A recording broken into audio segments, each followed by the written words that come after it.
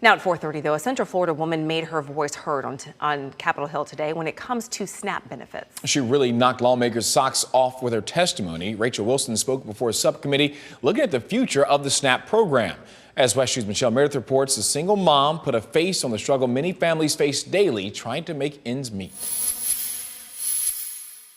Are you nervous? I'm terrified.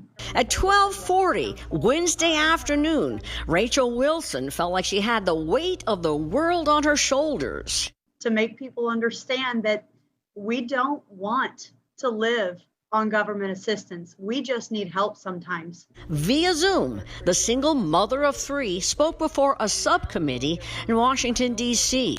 I have spent countless hours locked in the bathroom, crying, trying to figure out how to take care of my kids.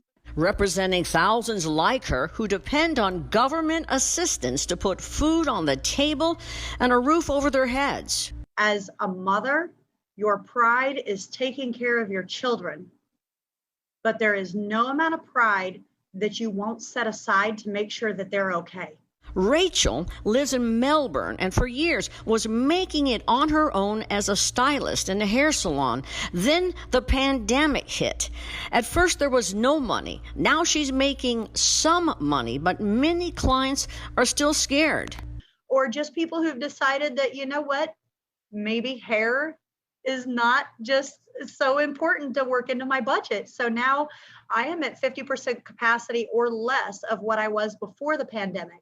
The proud mom showed lawmakers pictures. The first thing I want you to understand is that when we talk about kids, we're talking about my kids.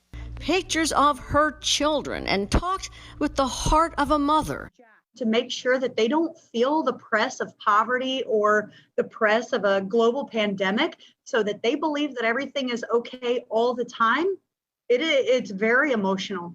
An emotion Rachel shared in the hopes that she can stop some from judging and soften the hearts of others. Michelle Meredith, West 2 News. That hearing was held by the House Agriculture Committee. The goal was to get a feel for what families need as the nation moves past the pandemic.